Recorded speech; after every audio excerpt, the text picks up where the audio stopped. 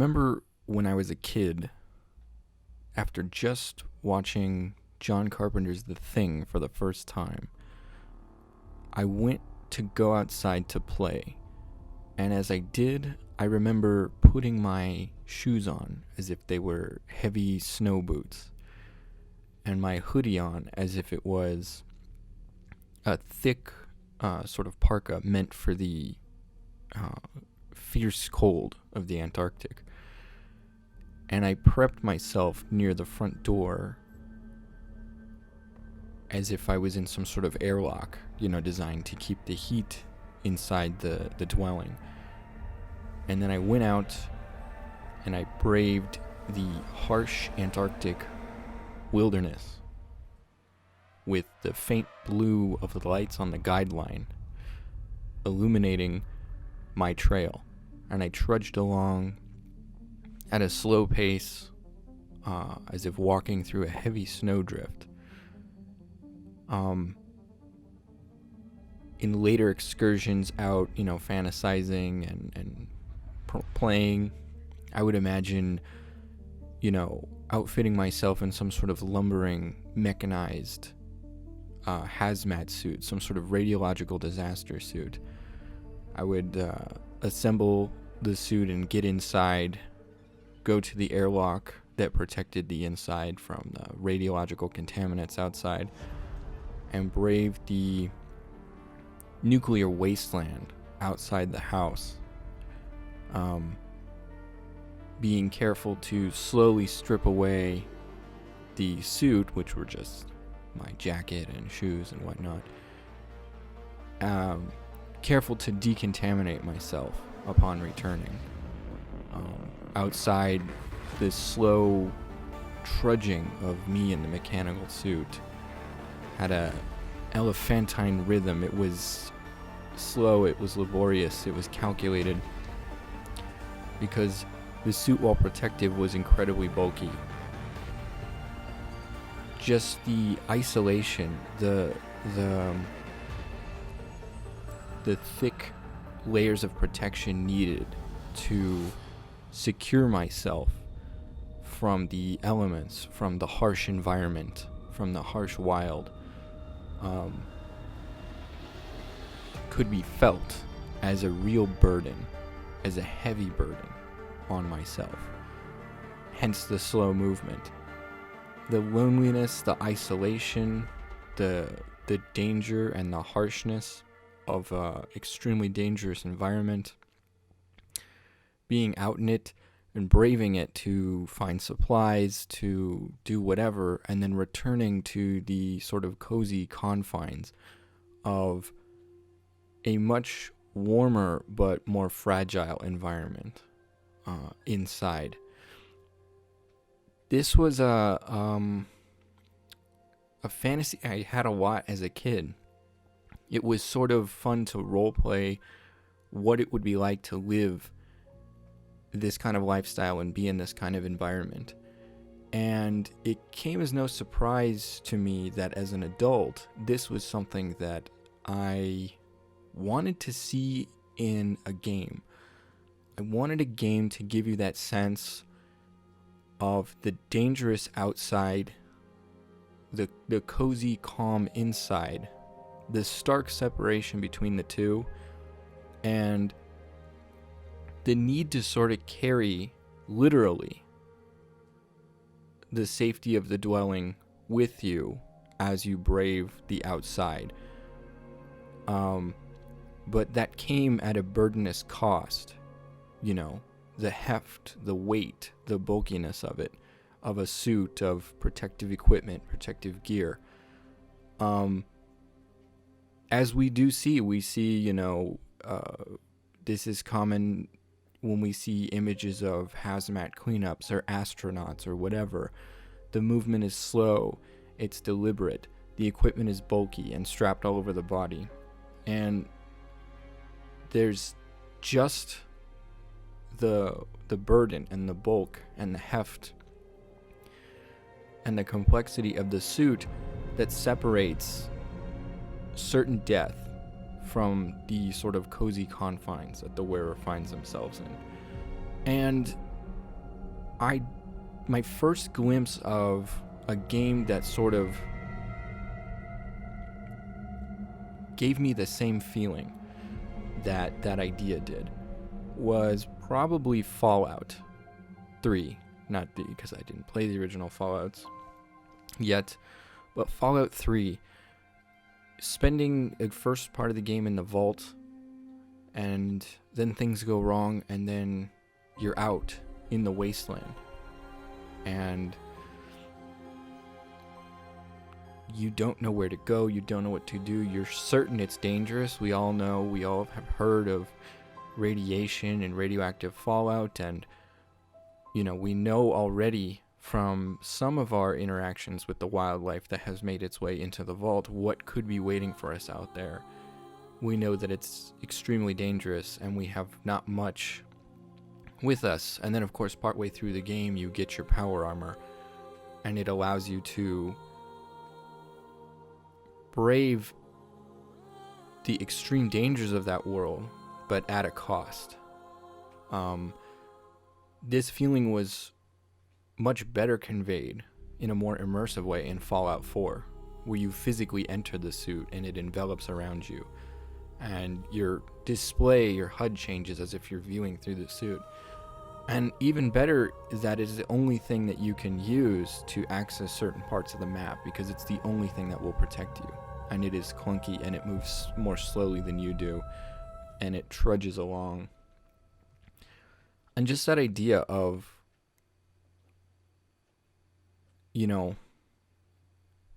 augmenting your vulnerability, but the cost to you of your mobility and your freedom and your movement, and so it's sort of like it's hard to express, really, just this idea of burden and isolation, and I guess tapping even into religious themes of bearing your cross and things of that nature. And Fallout 4 did a pretty good job of it, but Fallout 4 also has a lot of tongue-in-cheek to it. There's other things going on. Certain areas of the map just aren't that dangerous, and there's a lot of life and population and things like that in Fallout. So in comes Death Stranding. Death Stranding was a game that I didn't know much about, because as soon as Silent Hills transitioned into Death Stranding, and some of the initial art and promotional material came out, I realized that it was going to be a game that was just going to be incomprehensible until I sat down and had some time with it. So I didn't watch any E3 stuff beyond maybe the first trailer or two. I didn't watch any promotional material or interviews or try to, speculate what this could be or what that could be. I knew it was just not going to make sense till I played the game. And I rented it and I put in the game, and I was immediately met with that same fantasy, that same role to play that I had been thinking about for years and enjoyed sort of the notion of what would it be like to be in that kind of situation. Death Stranding presents you a character and a world that is incredibly fraught with dangers, contamination, combative enemies, supernatural entities that can cause destruction on a massive scale that you can't even see, a weather event, supernatural weather event that accelerates the experience of time for anything caught in its wake, which would cause you to age rapidly. It causes massive corrosion and decay around it. So it's an environment dripping with entropy, dripping with decay, dripping with danger, and it is lonely. There's no one else out there, and it's just you. And Death Stranding is a game I didn't quite know it was going to be centered around just delivering packages. I did have some inference that might be a big part of it from the trailer where I think they showed him transporting a body bag. It looked like a mummy, which was sort of disturbing imagery. That's how corpse disposal has to happen in this world. And this idea of these cities and towns being so bereft of connection that the only way that they can move supplies between the two, and their loss of their technology, the only way that they can move supplies in between the two is to literally just strap it to people's backs and send them out on foot. And it is these people that have to brave the hazards of this wasteland to keep society sort of slowly churning forward, but at a snail's pace. And especially in the early game when you don't have any equipment to help you, you don't have any vehicles, all you have is your backpack and your 2 legs, and they load you down with 100 pounds of stuff. Just the slow trudge from one city to another to deliver the package is it's a journey. It's an experience. You feel the loneliness, you feel the danger, and you feel the extreme burden placed upon your character. And there's just nothing quite like it, and Death Stranding does enough things to really sell the immersion. Not only does it present the experience, but it makes the experience incredibly immersive. From the detailed graphics to the incredible sound design to the visuals, just seeing that much stuff on your character, seeing how difficult it is to move that burdened, seeing the dangers around you. You can see giant craters where these they're called voidouts have occurred. They're one of the many hazards of the world, and just knowing that should anything kill you, that's what awaits, or should anything kill anyone else. And the effects of the timefall on your packages, on your equipment, on people, if they get caught in it, it all goes to create an incredibly immersive experience. You really feel as if you're there. You feel as if you're going on these long, arduous journeys, and they can be quite tedious sometimes. And I was not expecting that, and so I was immediately engrossed in the game world and wanting to sort of have that experience of, as I said before, just existing in that world. What would it be like to exist in that world? I had a lot of fun role-playing as the main character, who's essentially just Norman Reedus. I mean, he has like a backstory and a name, but he essentially is just Norman Reedus. And that's one of the reasons I got sort of hooked on Death Stranding. And a lot of people will just say, oh, well, it's just an Amazon Prime FedEx simulator. And, that's fine.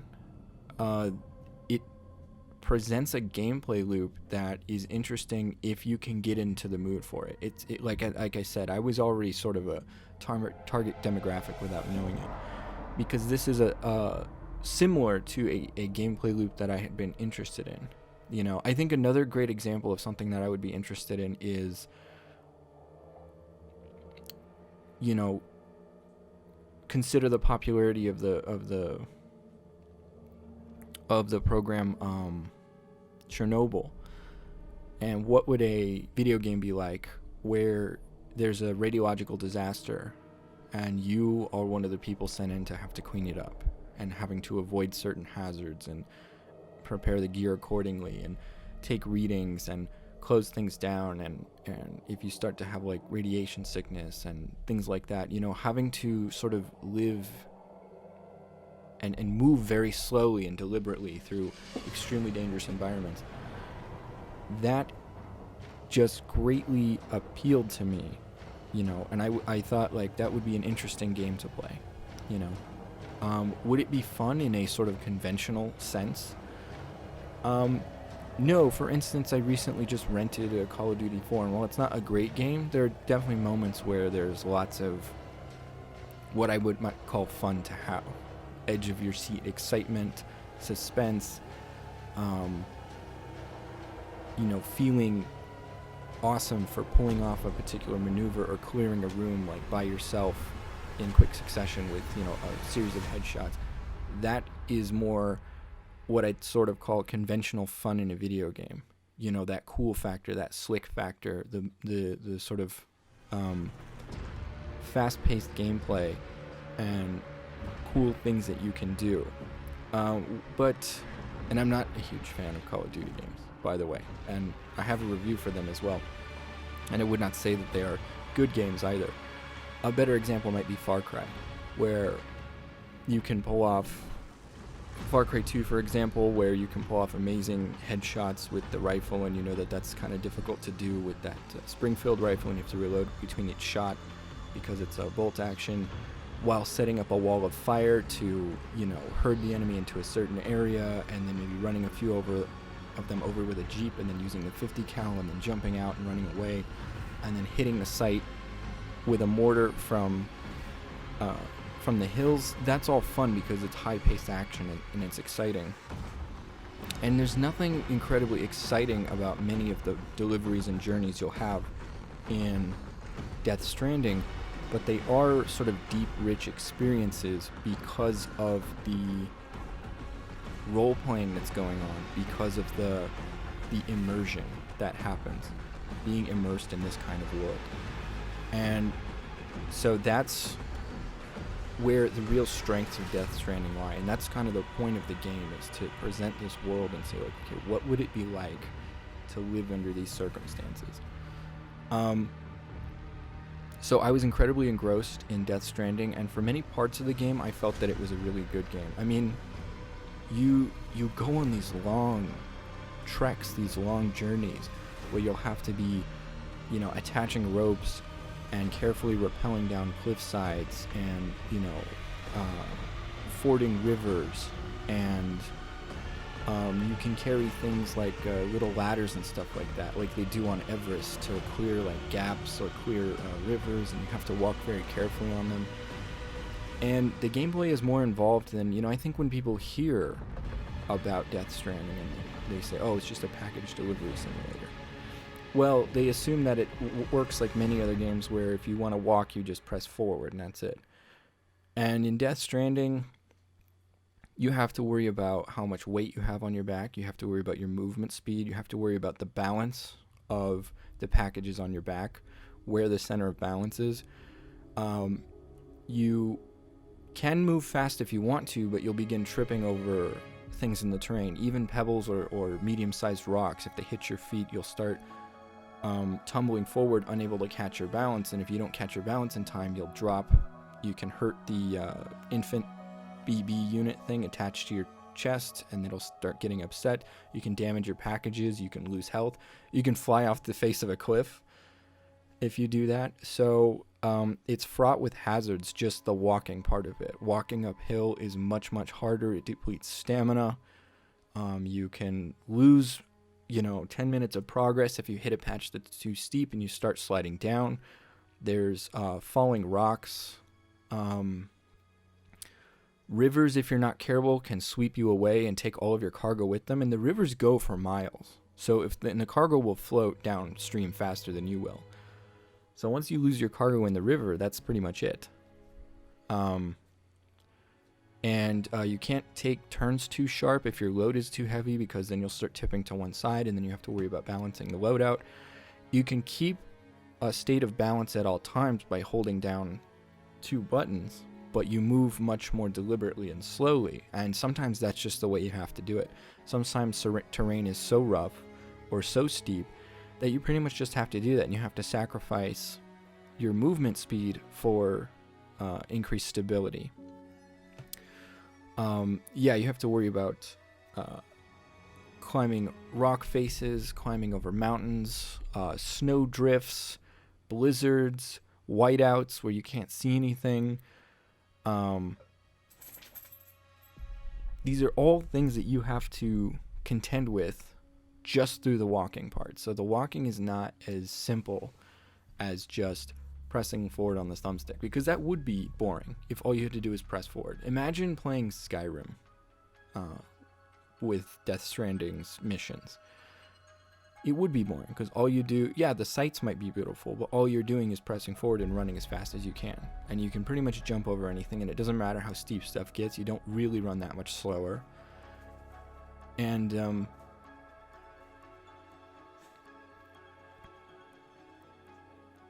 you would just get bored because there's nothing to engage you. There's nothing you have to worry about. But in Death Stranding, it's more of like something like The Long Dark. And see, that's another thing I find interesting, is that people think The Long Dark is a great game, yet they rag on Death Stranding for just being a package simulator. And it's like, there's a lot of similarities there. In the colder environments, you have to watch how your stamina and health get depleted by the cold. You have to watch the effects of the time fall, which is the time accelerating rain, on your equipment and your packages. And if they break, you're screwed and you have to do everything all over again. You have to worry about your stamina. If you stay out doing deliveries for too long, your overall stamina will just be permanently until you rest again in a safe house, permanently decreased. And so you won't be able to run as far or climb as much without getting tired. It doesn't get as deep as maybe it should with some of the survival aspects, but they're there. And so you can sort of think of it as a survival game where you also have to deliver packages. And by that definition, it shouldn't be regarded as something that's just inherently boring, because if that's the case, then The Long Dark might be considered inherently boring, because in that you don't even have objectives to deliver stuff. Your only objective is to survive. And in Death Stranding, your objective is to survive and to deliver things on time, and in a reasonable condition.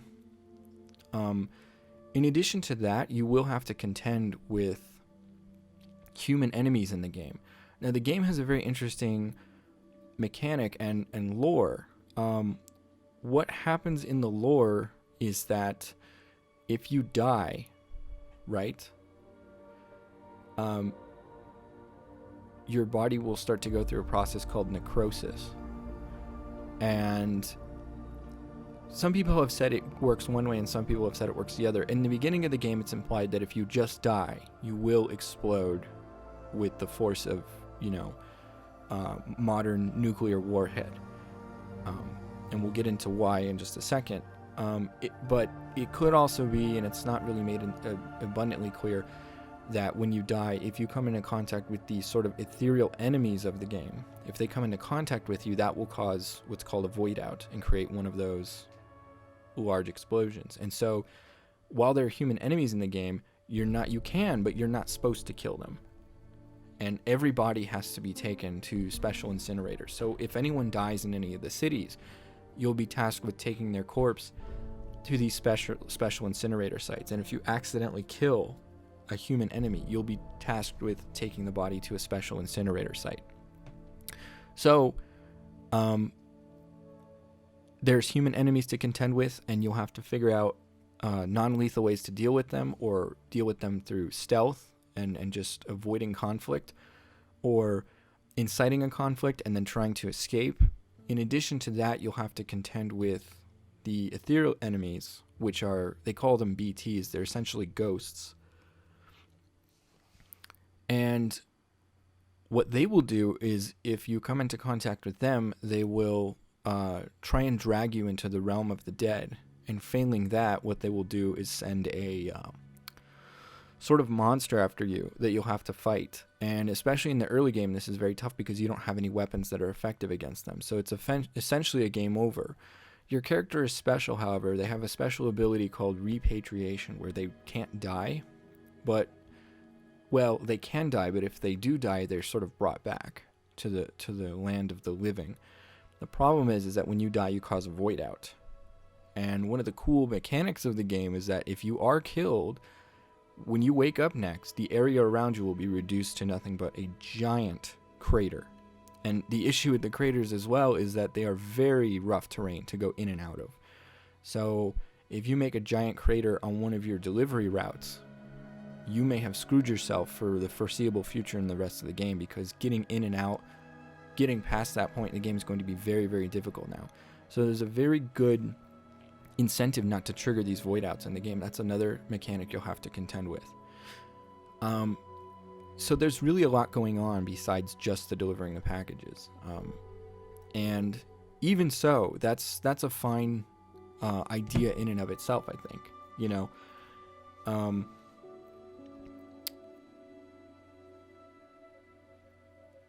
we have games like Euro Truck Simulator, like Jalopy, that understand that it's not, I wouldn't call Death Stranding not fun, or these games not fun necessarily. It's just a different type of fun. You can derive enjoyment from role-playing and pretending to be and simulating what it would be like to be in this sort of lifestyle. You know, the lifestyle of a cross-country delivery driver who is driving a bucket of bolts that you constantly have to fix up, as in Jalopy. The simulating what it's like to be a truck driver with deadlines and long routes and everything like that. And there's something sort of like relaxing and cathartic too about these experiences. And they're not games that you'd want to play all the time, and they're not games for everybody. Many people will find it boring. And Death Stranding can be boring sometimes. I would say more tedious. It doesn't get outright boring all the time. I could say more tedious, and you'll want to take a break, and maybe you'll want to do something else, and that's fine. You know, it's not a game that you just need to play forever all the time. It's not the kind of game that gets you hooked for long periods of time necessarily. For me, it was definitely the beginning, getting into that mindset, getting into that role, playing that role, and immersing myself in that experience. And so that kept me engrossed and engaged for quite some time. But I definitely hit a point where I had to push myself through. And the only reason I pushed myself through was to see how the narrative shook out. So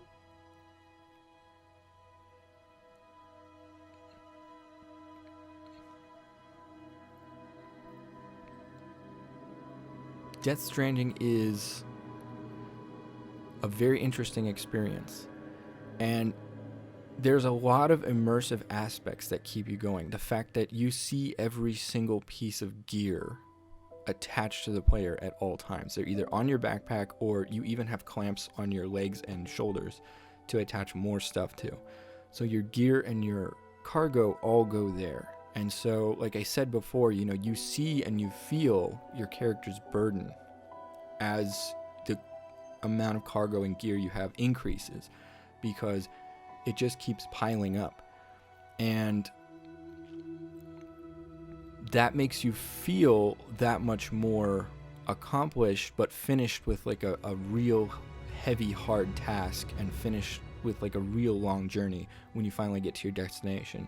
And you can offload all that, and your character can move faster again, and you know, you don't see all this stuff attached to him again, and that's a really great feeling. Another great feeling is there's more immersive aspects where if you get into combat, or you get into fights, or even if you just spend a lot of time outside, you'll eventually get dirty and covered in blood and muck and sweat and grease. And you know, you have these safe houses at most cities, and inside your safe house you can take a shower, you can use the bathroom, you can check on your equipment, you can bond with your baby thing unit for some time. You can read your emails, you can listen to music. It's supposed to be like downtime in between being out in the harsh environment. And again, I really like that juxtaposition of the cozy, fragile interior that's sort of quiet and comforting, juxtaposed to the wild, dangerous, and hazardous outside that is teeming with death. And also, you know, looking at your character, seeing your backpack rusted to hell from being in the time fall too long, seeing you're covered in mud, knowing that your stamina meter has been reduced by 75%, your shoes have broken, you know, you're just worn down. You just finished a delivery that, you know, when you were walking, you could barely move like at all. It was so heavy, and finally delivering that, and you see even the state of the packages are, you know, almost rusted away, and then taking the elevator down and literally just collapsing into your bed to sleep, waking up. You can drink Monster Energy drink, and in fact that's what you're filling your canteen with, although it refills, and when you're wading through rivers your canteen will refill. So I think it's supposed to be water when you're in the field, but Monster Energy in the room. My guess is that at a late stage at some point, Kojima might have been freaking out about the bankability of this game, and he put in some very obvious and sort of stupidly overt product placement. So yeah, there's literally like 6 or 7 cans of Monster Energy drink rendered in exquisite detail on your table in your room that you can drink each individually. And it's not just a gimmick, it actually, you can add a bonus to your stamina bar. So your stamina bar, let's say it has like 4 slots initially, and those generally degrade over time the more time you spend in the field. Well, when you wake up again in the morning after sleeping, they're full up to 4 again, and then by drinking the Monster Energy drinks, you can bring it up to 5 full bars, so it'll give you that extra stamina. Additionally, you can eat they have these weird little bugs that come from the land of like this in-between world between the land of the living and the land of the dead. And they help you to produce more blood. So if you eat one of those, you'll have a short boost to your blood supply out in the field, which is essentially your health, but it has more functions later on in the game that I'll address. And yeah, so you can do that. You can take a shower, and then your character will be clean, and all the blood will be washed off, and all the dirt and all the grime. You can go to the bathroom. That also comes into gameplay later. And then you leave, and then you come out, and all your equipment is refreshed, and it's brand new, and you're ready to go. In addition to mechanics like stamina and health management, you have to manage the condition of your gear. As I said, being out in the timefall is really detrimental to your gear and your cargo, and your gear degrades faster than your cargo does. So rappelling ropes and climbing ropes and stuff like that, ladders, weapons, building tools, anything like that will be degraded by being out in the environment for long periods of time. Additionally, while your shoes are immune to the timefall, they do just get worn out from overuse, and so you actually are going to be advised to carry an extra pair of boots on you at most times, because you may have to swap your boots out in the field. You can customize your character's appearance a little bit. There's a couple of pairs, if not several pairs of different sunglasses you can wear in the game. They give you a hat that you can customize the color scheme of, so you can sort of personalize your character. You can personalize the color of their gear. Later on, they give you upgrades for your backpack. So in the initial game, whenever you make a piece of gear, eventually for example, you need to carry blood bags with you, because blood becomes sort of a resource that you need to expend.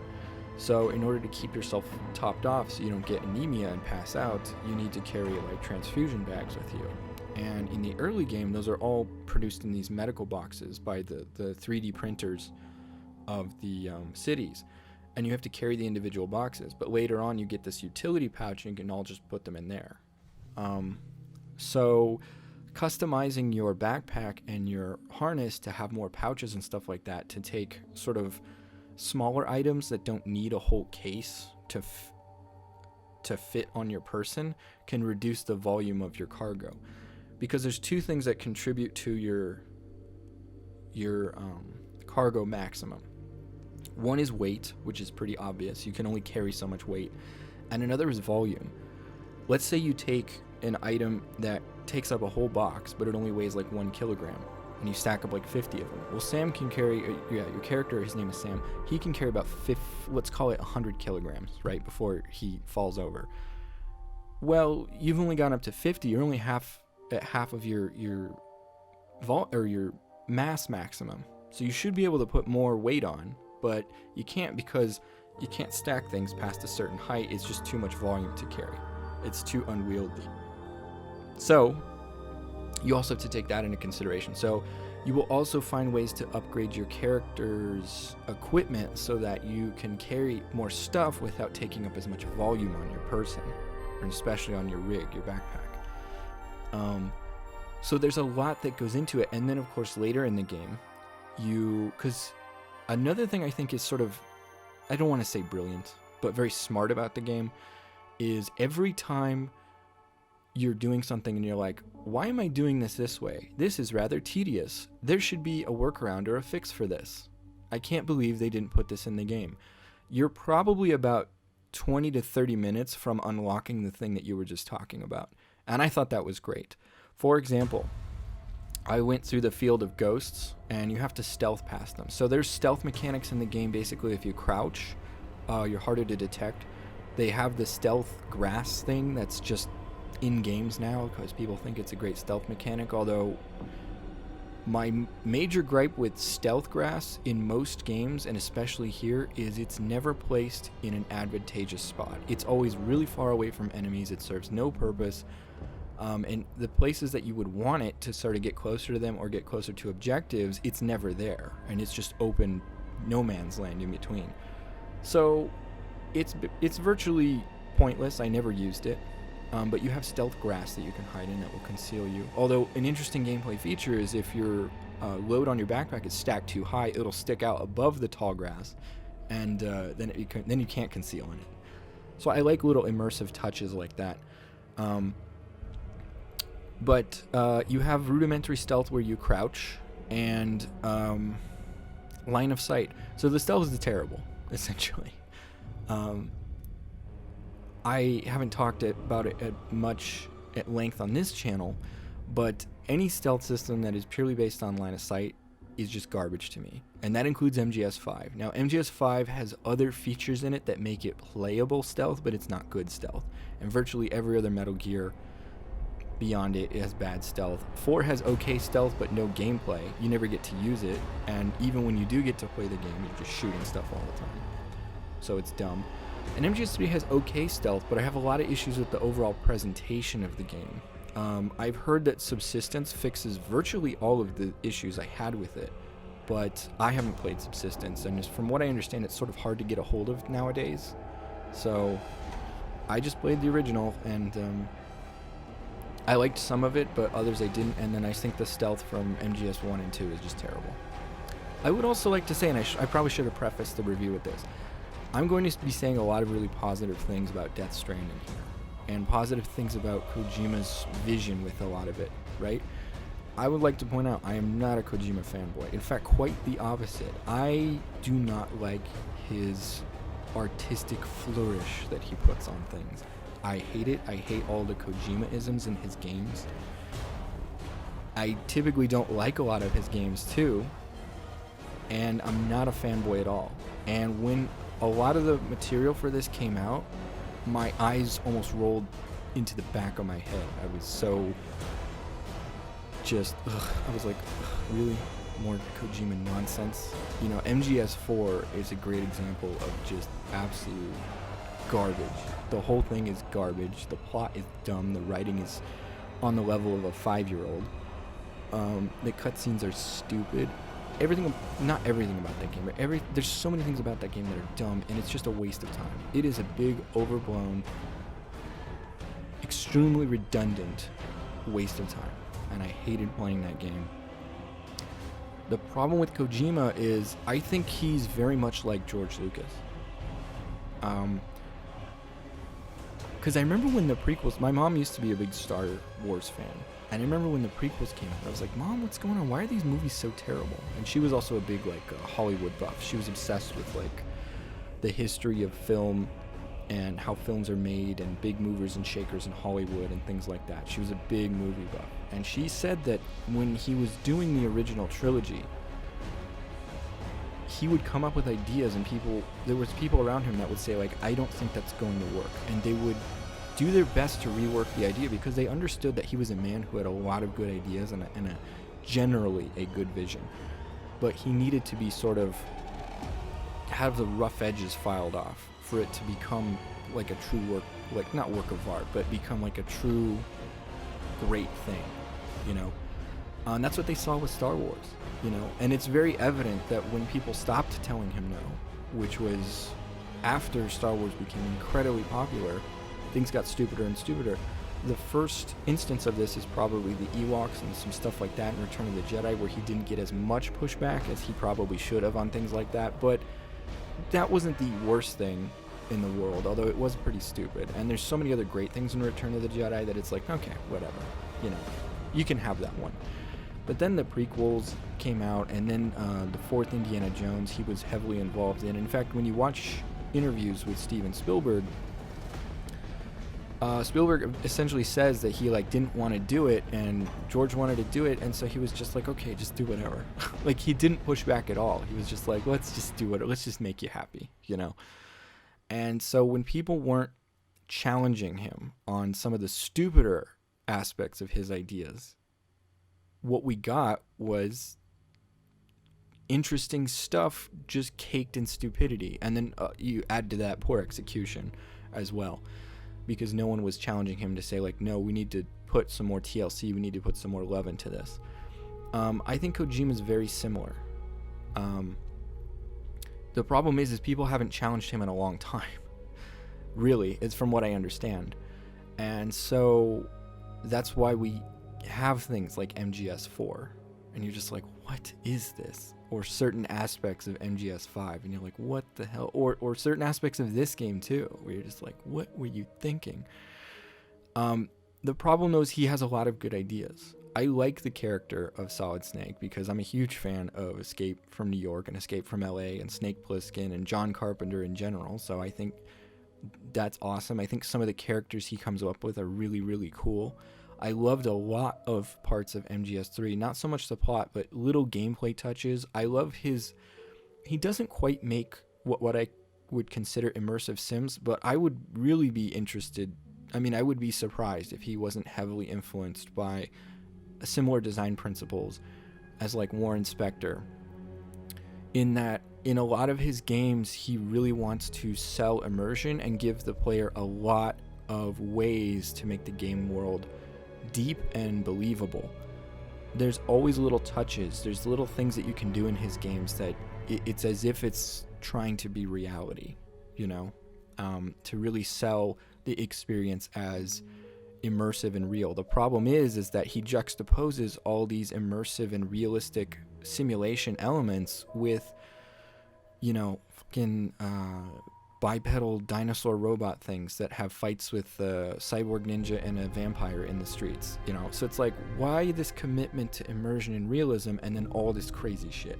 They're too juxtaposed and I can't buy them together.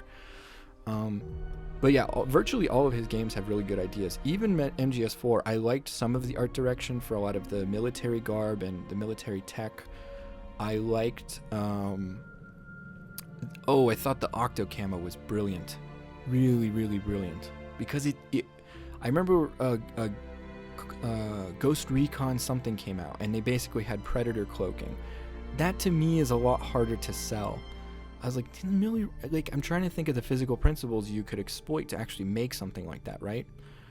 But I found the Octo Camo a much more believable alternative to that. And I was like, I could see that tech existing very soon. And so it was like, wow, that's really cool. I love seeing technology that you're like, that could exist today if we like put our heads together.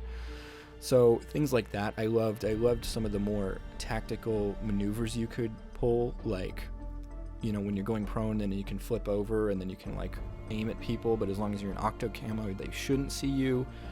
I love changing out your camo in MGS3. I loved the health system in MGS3, because before MGS3, I'd long been saying, I was like, wouldn't it be cool to have a health system in a game where, like, if you get shot with an arrow in the arm, you have to push the arrow through the other side, you have to cut it, then you have to pull it out, then you have to disinfect it, then you have to bandage it. Wouldn't that be cool? And games like Deus Ex and Fallout New Vegas do similar kind of things where you have like area-based damage, and you have to use special kits, like if you break your legs and stuff like that. So I like those immersive deep elements, but he doesn't quite take them to their preferred conclusion.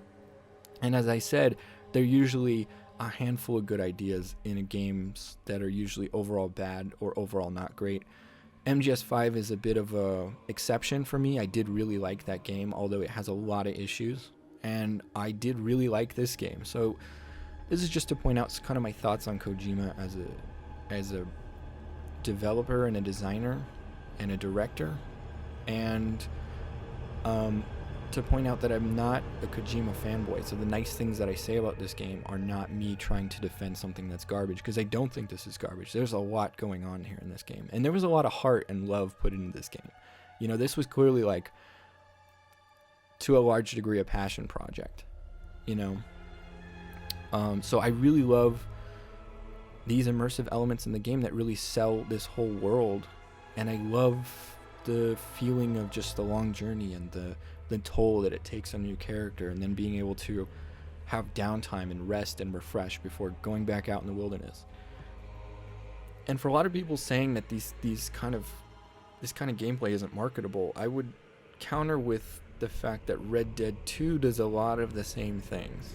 All right, traversal is slow. There are consequences, real world consequences to things you do in traversal. You know, you can kill your horse. If you abandon your horse, you can't just whistle for it and expect it to come to you. Fast travel is difficult and quite often not possible for doing certain objectives, so you're just going to have to do it on foot or on horseback. You have to worry about the clothing that you're wearing in colder climates. And quite often, you will be doing things that are basically just delivering shit in Red Dead 2. So I don't believe that this is just boring gameplay. I think it adds immersion, and I think it adds realism to a game. And it gets you immersed and engrossed in the world, right? Makes you feel like you're there. But of course, I recognize that Red Dead 2 also does a lot of things that this game doesn't, that make it, in addition to sort of an immersive cowboy sim, also just really damn fun. One of the big criticisms I have of this game is that there's nothing to do outside of the kind of personal gear management mechanics and the delivering packages and construction. We'll get to that, construction. There's nothing to do. You're going to these cities, and they're like, oh, thank you for saving our city and bringing us onto this network that allows us to do all these amazing technological things and connecting us to people and everything. You're like, okay. There's very few NPCs to talk to. You can't have any real conversations. They just spout dialogue at you, and then they just fuck off. You can't, there's no, like, taverns or saloons, or, like, you can't interact with people. There's nothing to do in these cities. You don't actually get to see the inside of these cities. You just see, like, the little entrance to them on the surface, and there's no side activities outside of, just general maintenance and just deliveries, you know. There is one sort of side activity, and it comes into another really interesting part of the game. So another aspect of the gameplay is this: through your deliveries, you will be increasing the resource holdings of all of the different cities and outposts on the map. These resources can be used to build things, much like in MGS5. But whereas in MGS5 you were building, like, research centers and stuff like that for your base to then help you develop equipment that could be deployed in the field, in this game you can build things in the world that help you. I think the best example to give you an idea what I'm talking about is the terrain is really, really rough to cross. Eventually you'll get vehicles, right? Like, you start with a motorcycle, and then you can get a full-on car. I thought the car would be great because I wanted to deliver a large batch of metals and ceramics up the way to this road paver that I was trying to get working. And so I got in a car, and I loaded it up with metals and ceramics, and I got it stuck in a river, literally stuck, and I couldn't move it. And the game is just like, you deal with it. You know, that's another sort of immersive simulation element, is that they're just like, no, you deal with it. You know, you lost your supplies in the river because you tripped, boo-hoo. You lost a delivery, or you might get to restart it, you might not. You might just fail the objective, boo-hoo, move on. Your car breaks down in the middle of nowhere, and you can't build a generator because that part of the map isn't on the network yet, and tough titties, deal with it. So you have to be very careful with your cargo and with your resources out there, because you can definitely permanently lose stuff, and it sucks. So I lost a car, I lost 2 motorcycles out there, and I was like, I'm done with this. So I invested a lot of time in building a highway. And the good thing about that was, when I built the highway, a whole chapter of the game became extremely expedient to complete. And so I really helped myself out, because now I could take vehicles long distances away from rough terrain where I would almost certainly lose them. In addition to offering you easy terrain, highways also, they don't charge your equipment, but they prevent you from losing battery power using it. So that's also another example of, I was at a point in the game and I was just like, God, I was enjoying the aspect of this gameplay loop of delivering stuff on foot at the beginning, but this game seems really long and I need a vehicle at some point, because also I just can't carry all this equipment. I can't carry 150 pounds worth of stuff. My character just can't do it. And then they give you a motorcycle. And you're like, oh, great. This game it was getting a little tedious to do these deliveries. Now it's a lot faster and I can see more of the world and stuff. And like I was saying before, every time you say, oh, well, I really wish this was in the game because this sucks. Like, why didn't they put this in the game? It's going to be in the game in a few minutes, right? Just watch. Your next delivery, they're going to give you the upgrade for that thing. The other example I was using was, so you can stealth past the enemies and you can stealth past the ghosts. And when you stealth past the ghosts, you basically just crouch and then you have to hold your breath when they're close. And the gameplay is already tedious and slow, but to make you slow down to a snail's crawl just because there's ghosts around, and if you touch one of them, you're screwed, and it's probably going to ruin your delivery.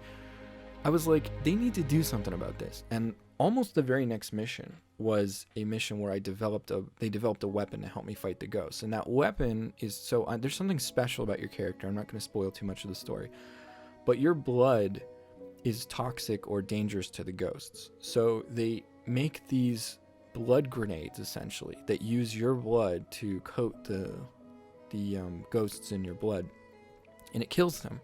So now you can clear entire fields of ghosts, and the idea is that you can clear them out, and as long as you don't go back to sleep, that area of the map will no longer be infested with the ghosts, and now you can transport stuff very easily and very quickly through there. So there's another interesting gameplay loop where, as I said, the longer you stay out doing deliveries, your overall stamina decays, and you can no longer go for as long anymore, and you have to sleep and stuff.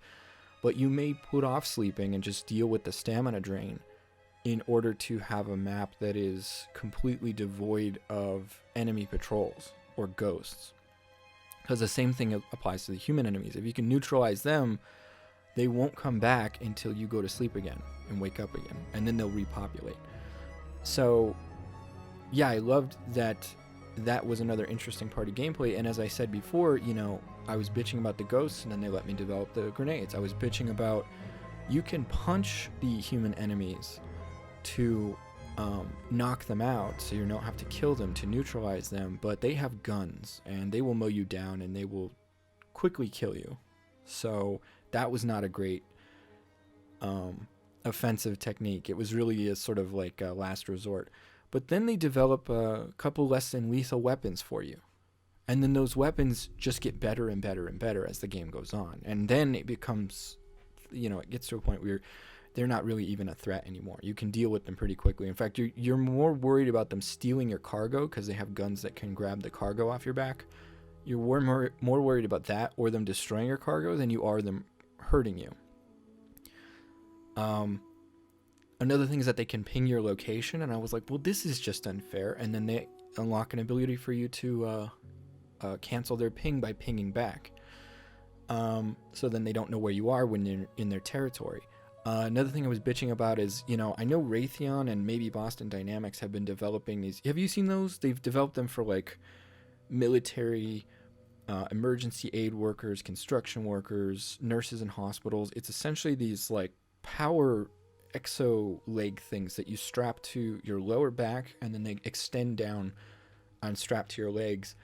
And let's say you can only lift like 80 pounds normally. I know that's pretty low. Let's just say you can only pick up like 80 pounds normally. Well, these will allow you to easily pick up like 180, you know? So I was like, look at all this fantastic new age super tech everywhere. Are you telling me they don't have that? And like the next mission, you unlock the power legs, and then you can upgrade those. And then you can carry I think you can start at like 80 pounds on your back or something. And by the time you've maxed those out, you can get like 300 pounds on your back or something like that. And you can walk normally in them, and you can even run in them and stuff. And then that also opens up the gameplay loop of power management, because they run on a battery and they eventually will run out. So you have to make sure that you have generators nearby. You can build generators to power your legs and your equipment up. Or you can customize your backpack to carry a spare battery that just extends the battery life of everything. So, I mean, there's a lot of like little management things going on to kind of keep the gameplay moving and keep it, you know, always updating and always changing. You get a pair of legs that makes you just run faster. So if you have a light delivery and you have to carry it on foot, but your normal speed is too slow, you can just run it on foot much faster with these legs. And there's all-terrain legs that allow you to go through rough terrain or up steep hills much, much faster. Those are my preferred legs in the game. And eventually you get other weapons to fight the ghosts too, like guns and rocket launchers and stuff like that. And so it becomes more of a combat-based game at some point. And I guess what I'm saying is that, yeah, it's really nice to see that, you know, you keep thinking, is this all there is? And why didn't they do this way? And then it'll change and be like, oh. And as I was saying before, yeah, there's a construction mechanic. So I made these roads, and it made it much easier to traverse. And there's other things too. You can make bridges if you don't have the resources for a road, because they're incredibly resource intensive. But there's this river that's just giving you trouble all the time, or a ravine. You can build a bridge across it. If you're going through an area with heavy timefall, you can build these umbrellas that when you go to their like little way stations, and when you go to them, they'll actually restore. They send out this spray that restores all the condition of your gear. You can also carry that spray with you. It's just they're like not single use, but they're limited use cans of spray. But you know, if they're not too damaged and you want to get a good condition rating on your delivery, then you can use those. Another thing you can build is generators. So you can put generators just out in the wild, so that, you know, if you know you're getting to a point on your delivery where you always run out of batteries in this general area because it's really far, you can build a generator there. So when you get there, you just power up. I think it's interesting too, if people don't know, this is sort of a tip. There's like puddles that you'll see everywhere that look like muddy puddles. Those are hot springs. Don't be afraid to go in those. You can go in those and heal up, and I think it restores your stamina too, without having to reset the map, because it doesn't reset the enemies. So that's cool. Because I was even saying, I was like, God, there needs to be a way to regain stamina without having to reset all the enemies in the area. Because I'm on a roll making deliveries now. And of course, then I found one of those. And another interesting thing about the game that just keeps it evolving is the landscape keeps changing. I mean, you start in what looks like Iceland with like black rocks and grassy fields and mountains and stuff like that. And then you move to sort of a lunar landscape desert with like volcanic black rocks sticking out everywhere. And then you move to a completely black desert, and then you move to large grassy plains, and then there's snow-capped mountains with lots of blizzards and peaks and things like that. And then there's this low red desert place that looks like the Painted Desert, if you're familiar with that. And so another part of the game is just seeing what the next biome is going to look like.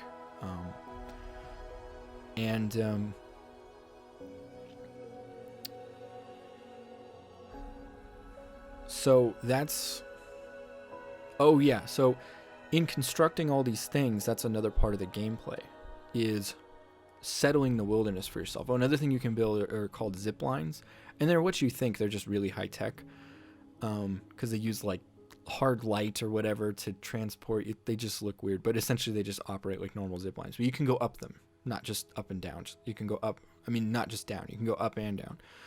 And basically what you can do is if you're having trouble going up this mountain peak all the time, like one of the delivery destinations is on top of like a pretty steep mesa, and it's annoying to have to climb that mountain every time. Or, you know, if you have a really heavy load, it can be almost impossible. So you can set up a zip line to be like, okay, as soon as I get to the bottom here, just get the zip line and I'll go straight to the top. So one of the themes of the game is interconnectedness, right? And reconnecting people and not isolating yourself and, you know, developing community. And yeah, it's delivered ham-fistedly and convolutedly, and it doesn't really have any sort of specific message. So, and the symbolism is not subtle at all. It's classic Kojima. But one of the things I have to commend him for is that there's a feature, and I didn't know about this until a good ways through the game. There's a feature where there's an online feature to the game. So what I would recommend everyone do, because I think that the sense of loneliness and isolation at the beginning of the game, and also the difficulty of deliveries at the beginning of the game, is incredibly important for building that proper experience. But what I would recommend everyone do if you're going to play this game is about halfway through to 3/4 of the way through chapter 3, I would keep the online feature off, and then I would turn it on at chapter 3. And then the game will drastically change. And it works thematically with chapter 3 as well, because the whole idea is that you're rebuilding America and reconnecting people. And you're alone in the beginning because no one wants to go outside anymore. Not only are they used to and comfortable with isolation, but it's just too dangerous. But then as you reconnect more places and you build more structures and make it easier to get through the landscape and you kind of tame the wilderness, more people are willing to take a risk to go out and do deliveries like you. So you'll see NPCs out delivering packages, like friendly NPCs. You can't really interact with them. You can just kind of wave to them and stuff.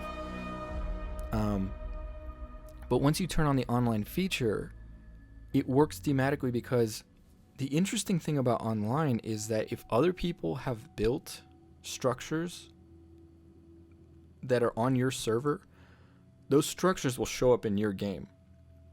And you may be wondering, the first time you come to a really large section of road, you look at the resource requirements. As I said, your max weight that you can carry is like 250 with the power loader or whatever, right? Well, some of the resource requirements for roads are like 4,500 kilos of metals or like 9,000 kilos of ceramics. And you're just like, am I really meant to spend 100 hours just ferrying shit back and forth from here to the other thing? I mean, I know this is only like 1/4 of the entire map of the game. They can't be expecting that. They're not. You're supposed to build it as a community. And the idea is that the other online players are other NPC porters in the game. But what they really are is they're playing your character in their own game, but you perceive them as sort of NPC porters. You don't see them though. But it's kind of like Dark Souls. Except that, yeah, they can. So if the community has finished the road, the minute you go online in the community, the road's done. Or the auto paver will be mostly finished. It'll only need like 100 or 200 more of each resource to finish. And then you can just do that on your own, and then you can contribute. You can like everybody's structures, and if they get likes, it improves their character stats. And if people like your structures, like likes on Twitter or Facebook or whatever, and if people like your structures, it improves your stats and stuff like that. So you're encouraged to build or help build because it will increase your character stats, but also your presence in the online community. And then you are encouraged to like other people's stuff if you use it. And you do get this sense, like if you're using this guy's thing every single time, at some point you're going to go up to it and just be like, you know, this guy deserves at least like some recognition for taking the time to do this. Because I sure as hell wasn't. You know, it does work as a sort of like karmic charitable community, because even though I wasn't willing to put in the work or effort to do something like that, I personally, in my playthrough, I paved 2 or 3 of the first roads in the game, and I remember getting like thousands of likes as soon as I went online for that. And in addition to that, you know, I've set up things in other places that people didn't want to, like generators or zip lines. Like I took the time to do those. And so it does feel sort of like, it's like the take a penny, leave a penny jar. You know, like, yeah, maybe I am sort of taking advantage of other people's work here, but it's not as if I haven't been contributing or won't contribute in the future as well. So you do feel this sense of community, and as soon as you turn the online feature on, man, traversal becomes so much easier. There's bridges everywhere where you need them. There's umbrella restore stations where you need them. There's generators where you need them. The roads are finished. It just completely changes the game. And so this whole idea of you inspiring community, and then vice versa, community inspiring you, comes to fruition through this gameplay mechanic. And it's amazing. And the other nice thing too is you always kind of feel like someone's looking out for you, because every time you hit a rough patch of terrain, you know that as soon as it goes on the network, someone will probably have built a helpful structure there for you. Because another thing to keep in mind is that, so the way that you improve these cities is you bring them onto this network that everyone's connected to. And the thing is you can't have access to people's structures in the online space until you bring certain regions onto the network. And those are all just story mission space. You just have to get to the way station or city location and just bring it online with this device you have. So it's nice to trudge through the wilderness with absolutely no help whatsoever, and then come to the city and turn it online, and then see what the community has been doing to make it a better place in your absence. So as soon as you turn it on, you go outside, you'll see signs. Like, there's signs to give people like a thumbs up, and the thumbs up will actually like restore their stamina. There's signs to improve the attitude of the baby that you're carrying with you. There's signs that warn you of things like ghosts. There's signs that ask for resources. So like if someone's been having trouble and they're like, I need a zip line here, or we need a road here, you can, if you have the resources, you can build it, or you can contribute, or whatever, or you can just like it. And vice versa too, you can put signs down for other players as well, much like Dark Souls. So it's really great to like arrive someplace that was hard to get to and turn it online, and then see roads or bridges or zip lines to get you back to your original origin. And that's just a great feeling. And you do sort of build this sense of an online community, and you feel like everyone out there's sort of like looking out for you, you know, because people may be building these things selfishly, but even in their selfishness, they're helping you, because if they need to get up there, chances are you do too, you know. And then it's nice to give them a little recognition as well. And there's going to be plenty of things that you build for yourself that are going to help plenty of other people too. So that is another aspect of gameplay, is the online thing, which when they explained at the beginning, I was like, that just sounds stupid. I can like other people's stuff. I don't care. Like, I just don't care. I didn't realize that their construction projects could be visible in my game and change my gameplay experience, and vice versa. And then I was like, oh, that's actually quite interesting and extremely helpful, because I got to a point where I was like, I can't build any more roads. I can't build any more bridges. I'm not making progress. And so I think it is important to turn it on at some point, but I would wait. I think it's important to feel isolated and alone, and have the gameplay slowly progress. In fact, I don't know why they didn't have that gameplay feature not show up until much later in the game. I think it would have been smarter. But that's what I would recommend you do in the game. Let's get into the story a bit. The story has a lot of good stuff going on. The setup is great. I thought the setup was great. And a lot of the things that seem like just crazy Hideo Kojima nonsense are pretty well explained, and they're only kind of visually nonsensical and crazy. They actually have a reasonable function and reason for existing in the game world. So essentially, there was this sort of cataclysmic event that happened in the US called the Death Stranding.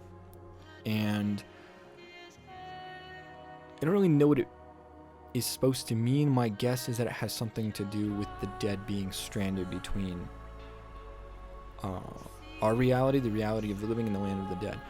And the basic premise is that through science, through scientific endeavor, we were brought into contact to and or discovered the actual afterlife, that there was an afterlife, there was a realm of the dead, that's where the soul goes after you die, and that is either what brought about or what helped explain the Death Stranding, was these discoveries.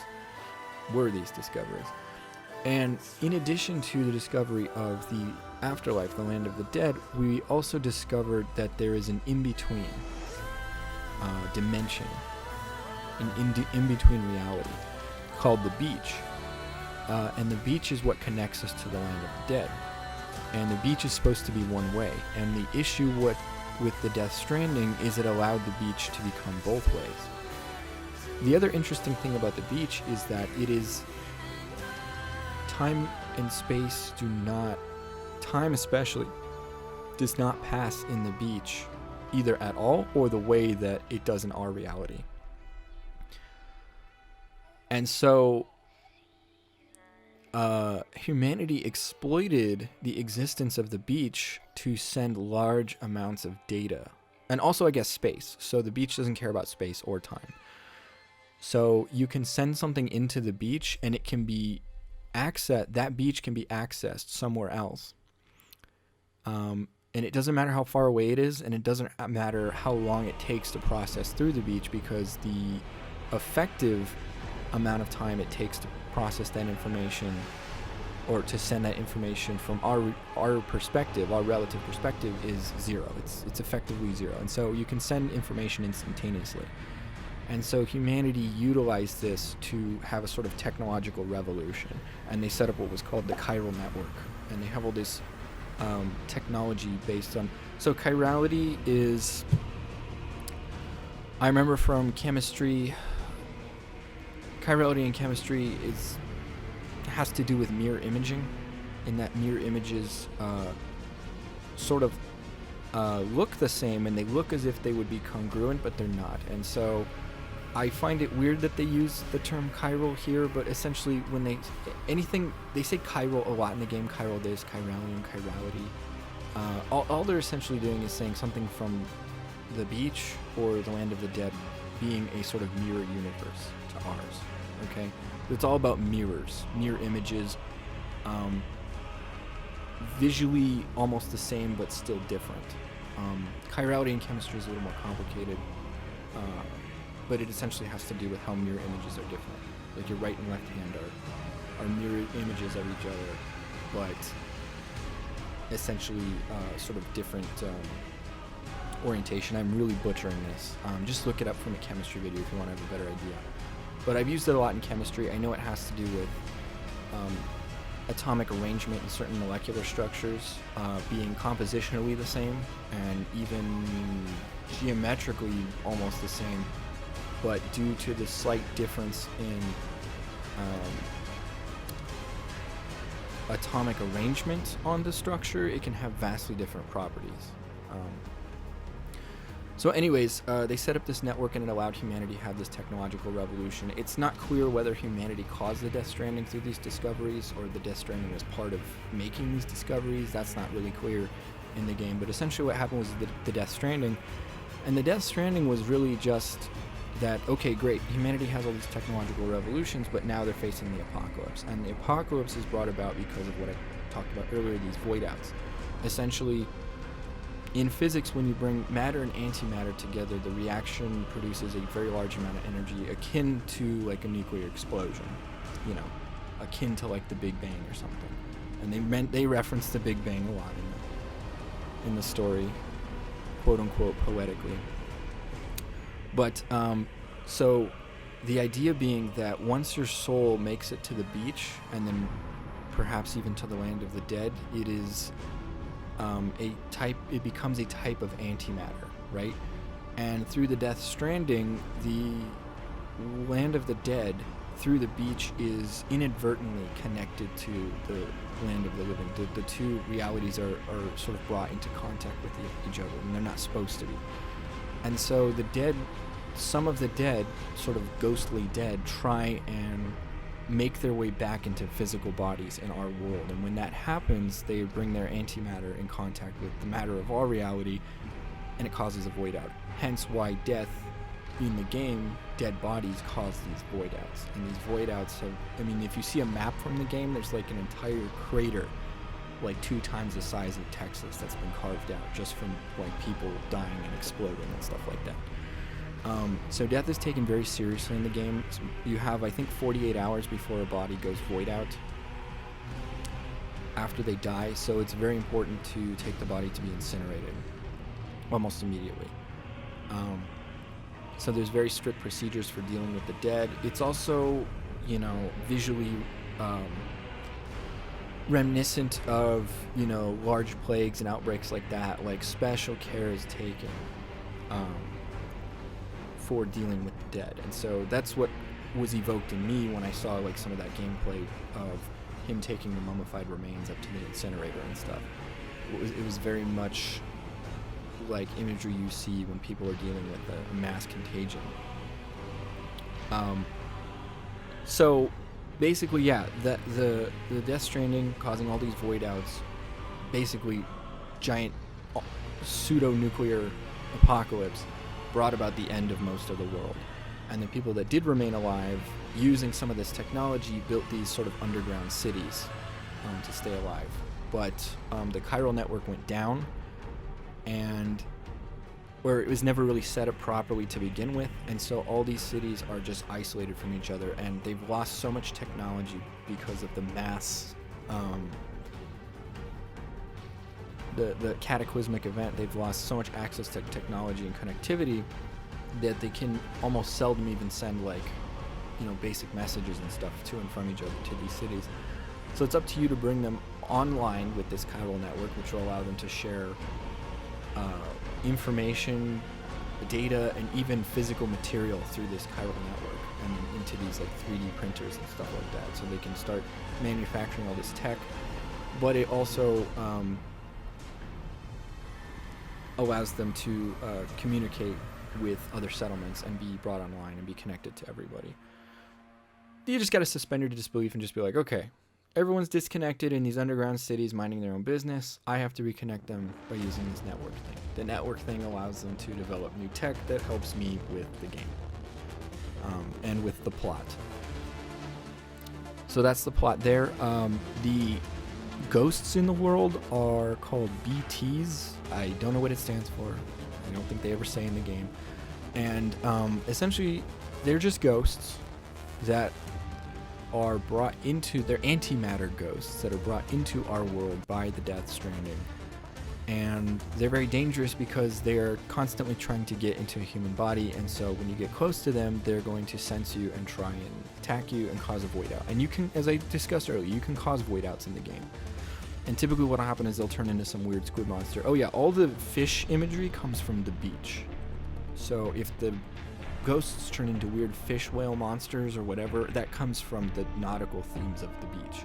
You'll see lots of dead fish after a void out, see dead crabs floating during certain boss fights and stuff like that. It's all nautical imagery from the beach. So yes, very visually distinct, and it looks like it might be confusing, but it's not. It's just all because the beach is the connecting world, and they bring in sea life from it.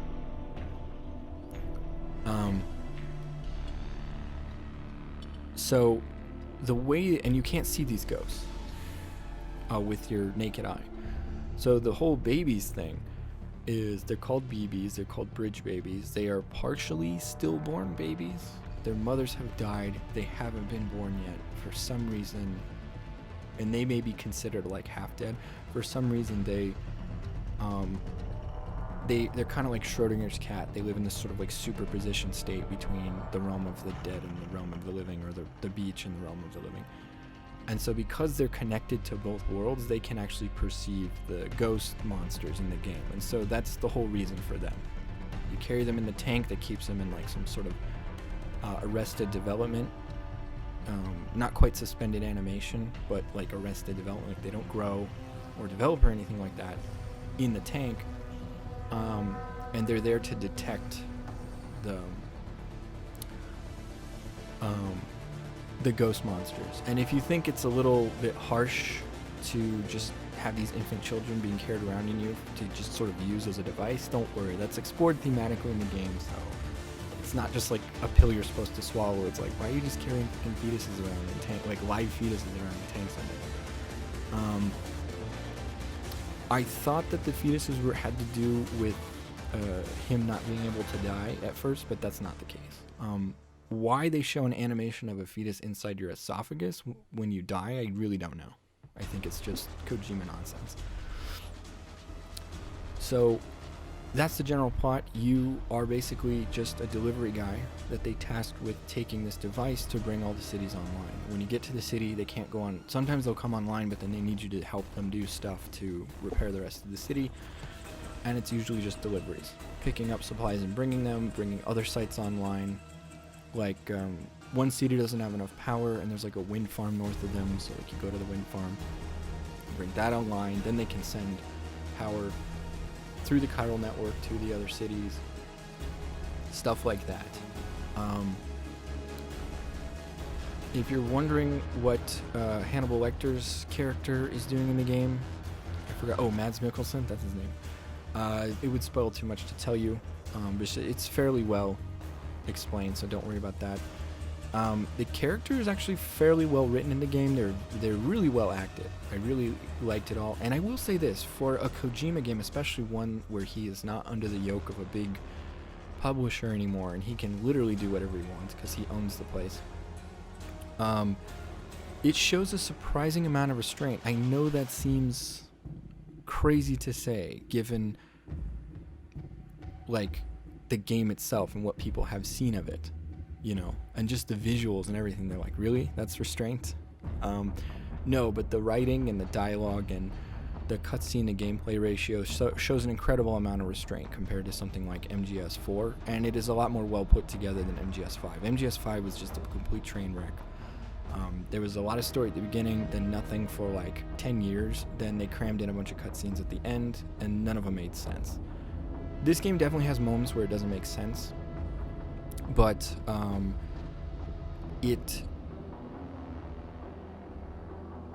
if for the most part everything is explained, there's just some stuff that's not, that bugged me, but maybe you'll figure it out in your playthrough, or maybe it's meant to just be vague, I don't know. But you never get, the game is really well paced for a Kojima game. You never get stuck with tons of gameplay without any exposition or story, and you don't get stuck in tons of story and you're just like, let me play the game. It's really nice and even. The cutscenes don't typically go too long except towards the end, but they are trying to wrap up an entire plot that has been kept in the you've been kept in the dark about pretty much the entire game. So you don't really mind it because you're like, what? Just tell me what is this? What is that? Why does this do this? What happened here? What happened to that person? Why are you here? You know, you have all these questions, so you don't really notice them towards the end. The game does drag a little bit towards the end. I definitely think there's in the like 75 to 80% mark of the game they could have cut out quite a bit of content. It wouldn't have felt like it's missing anything. So that's what I mean by restraint. And also, most of the cutscenes are not like incomprehensible gibberish like in MGS4 and parts of 5. Most of them, except again towards the end, kind of make sense in the context of what's going on at that point in the story and at that point with you. So, yeah, I have to say, there's definitely Kojima-isms in it, but I never thought any of the characters were just stupid, you know, the machinations of a ridiculous, coked up 5-year-old, like in many other Kojima games. I didn't feel it was incomprehensible until the very end. And most of the broad strokes can be pretty easily understood. And it wasn't, there is a lot of redundant dialogue in the beginning, almost to a ridiculous degree. I was laughing because I was like, okay, I get it. They kept saying, bringing the network online will connect America and rebuild the country. And then you'll get a radio call on your codec. Sam, if you go and connect all of the cities with the thing, you'll rebuild America. And then you'll get an email. And then you'll get another radio call. Remember, the most important thing is reconnect. And you're like, really? Okay, I get it. We're reconnecting America. Got it. You said it a million times. Let me play the game. So, that does happen at the beginning, and I thought I was like, oh man, I'm in for a roller coaster. But it goes to normal after that. It's pretty tame for Kojima standards. So no major complaints there. In terms of pacing, I do have a recommendation though.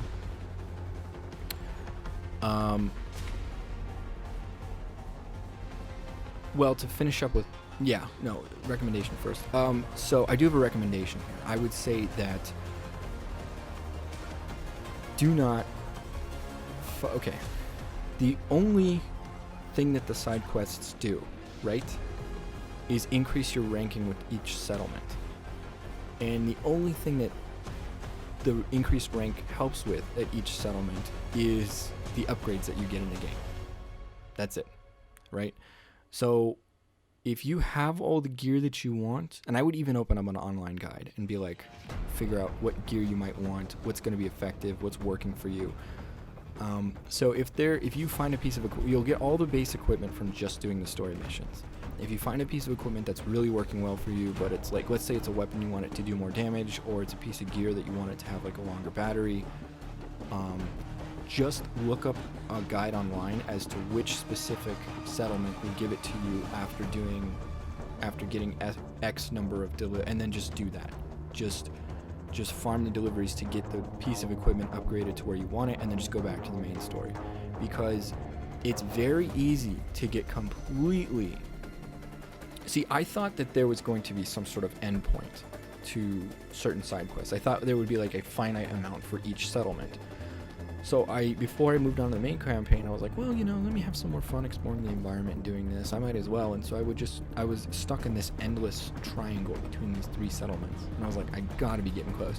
And then I finally zeroed them all out. And I went to go pick up my main quest. And as soon as they gave me the main quest, they're like, oh, by the way, there's more orders on the computer. And I looked it up, and every single one of the settlements had repopulated with new orders. And I was like, peace. I was like, nope, I'm done. And so what I would say is the game is it's already a pretty long game. You're looking at, if you're consistently playing and you're pretty efficient, you're already looking at 45 or 50 hours just to get to the main campaign. And it is a game that's just about deliveries and stuff, and as much as they spice it up with this, that, or the other thing, it is going to, at some point, kind of wear out its welcome with the campaign that long.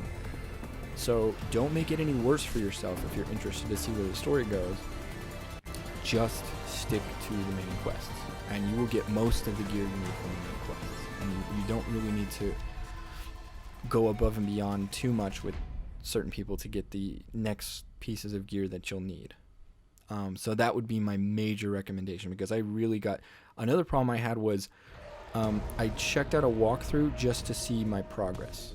I didn't actually get any tips or anything from it. I just wanted to see, okay, what are all the major chapters? Like, how many chapters are there in the game? Because I'm on 3 right now. And the walkthrough stopped at like 4 or 5. And so I was almost done with 3, and I was like, well, I don't really want this game to be over that quick, because I'd only been playing for maybe like 15 hours. And I was like, oh, it's going to be over in like another 5 to 10 hours. Why don't I spend a little more time doing whatever? There are 14 chapters. All right? They're not all of equal length. If you want the meat of the game is about from 1 to 8. And then the last 9, 10, 11, 12, 13, 14, the last 6 chapters are, they still could take a while, but it's a lot of cutscenes, a lot of story-based stuff, a lot of, like, boss fights and things like that. Overall, they're shorter. And so they don't take up nearly as much time. But the main meat, you're going to be really close to the end after finishing chapter 8, in terms of, like, progress.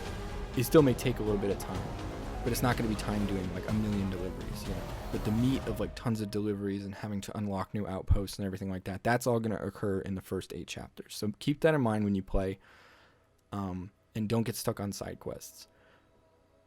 Because here's the other thing. If you want to get the delivery bug out of your system, if you want to get the experience of role-playing this character in this world, if you want to get all the immersion, you don't need the side quests to do that. You're going to be doing over 70 deliveries, just about.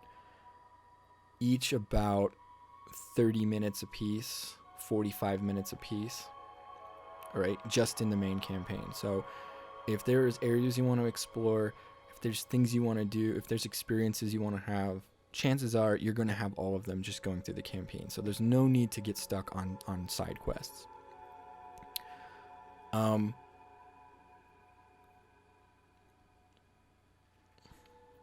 The story does not conclude, in my opinion,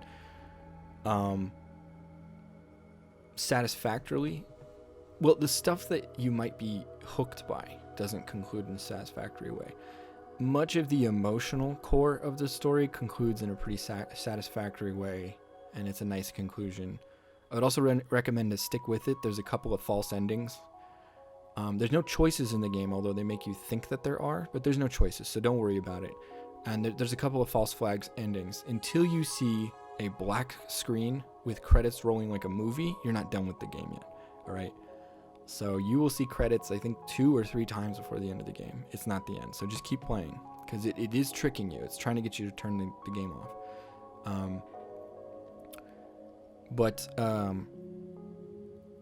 I didn't think a lot of the broader strokes of the story concluded in a very satisfactory way. There's a lot of things that were kind of sort of vaguely explained that I thought were going to get more in-depth explanation. But in terms of the story, I was really hooked. The idea that just the act of someone dying, something that happens fairly regularly, as tragic as it is, and you don't have control over when it happens. In sometimes, heart attacks, health issues, accidents, could cause devastation on that scale, was great. I thought it was sort of a terrifying concept. I thought the basic premise of the Death Stranding was kind of interesting, and it really grabbed me. So the voidouts, the Death Stranding incident, the fact that, for example, I'm from Arizona, like the Phoenix, Tucson area, and one of the way stations on the map is pretty much Phoenix or Tucson. It's not really clear because the map's kind of really zoomed out. And of course, what is it? It's black rocks with grassy green mountains on a black tar sea, and it's this giant sea, and it's just a shoreline. And I was like, yeah, that's not Arizona at all. And so I liked the concept that you're like, how is this the United States? That the voidouts were so detrimental, and the effects of timefall and the presence of the BTs were so cataclysmic that they have irrevocably and changed the very nature and look and feel of the continent of North America, to the point that it's unrecognizable. Not a single shred of recognizable flora, fauna, landmarks, what have you. It's just completely unrecognizable. So I thought that was interesting as well.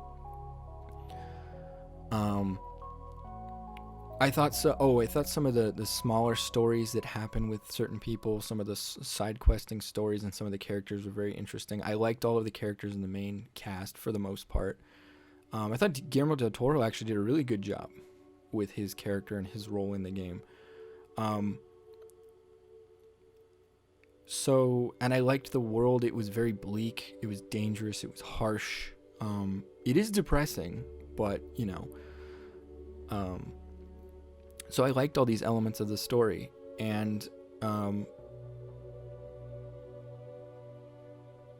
story does grab a lot of influence from, and you may not realize it at first, but it's heavily influenced by, I would say, believe it or not, Doom and Half-Life, with some of the explanations for what the Death Stranding is.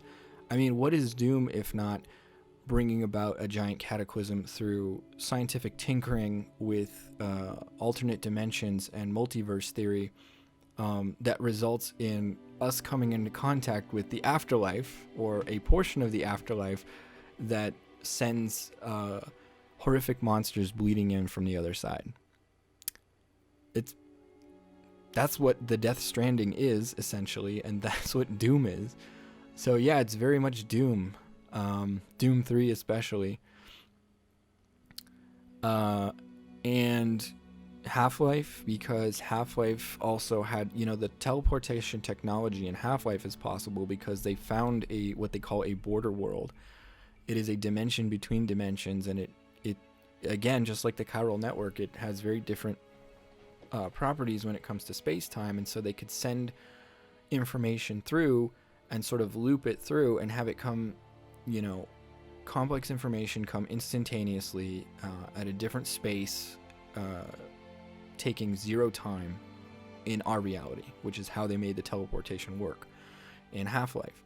And also similarly to Half-Life and Stephen King's The Mist and the movie The Mist, playing around with this technology resulted in the bleeding in of worlds and cataclysmic consequences. So The Mist, Half-Life, Doom. It's also heavily influenced by, or there's parts of the story influenced by the movie Flatliners, the idea of people from the realm of the living temporarily killing themselves to make contact with the dead, or having some way to contact the realm of the dead, and then inadvertently bringing, the world of the dead back with them. So it's similar to the movie Flatliners. In fact, there's even a character in the movie in the game who I don't know if it's, I was sort of tired, and I think I had a drink or two as well when I was playing that. It's a long game, and I was really pushing myself through it. And there's a character, and I don't remember if he developed a condition that causes this with him, or if he's doing this purposefully, but he dies every 21 minutes for 3 minutes at a time, and then he's literally always carrying a defibrillator on his chest at all times to bring him back.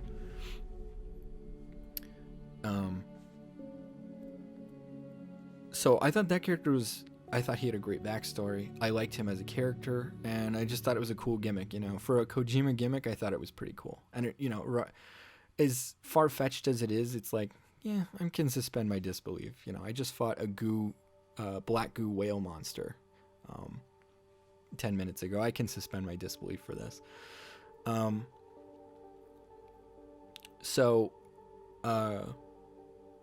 Yeah, there's heavy influences from that. The movie Flatliners, and the movie The Postman with Kevin Costner, which, much like this game, I thought it was an interesting concept, mainly because I didn't really understand how people seeing the United States Postal Service come back after the fall of the US government and the apocalypse was somehow renew faith in society and renew faith in the possibility of rebuilding America. But that's essentially also the plot of this game, and that's the plot of the movie The Postman, is that this guy dresses up as the postman, starts delivering packages, and people see that as the rebirth of the nation. But when you think about it, it is sort of an important role to play. Sometimes you need things from other places that you can't get, and sometimes you need to send things to places that you can't get to, and you need a delivery service, and it's actually quite an important pillar of society. I mean, look at the world now. It basically runs on fucking shipping. So it may sort of seem innocuous and silly, but I think the movie The Postman and this game sort of highlight that it is actually kind of a pillar of society, as sort of mundane as we think that it is. So it's heavily influenced by that. I mean, clearly, because you're basically just doing the same thing. And your delivering of packages is the thing that rebuilds America.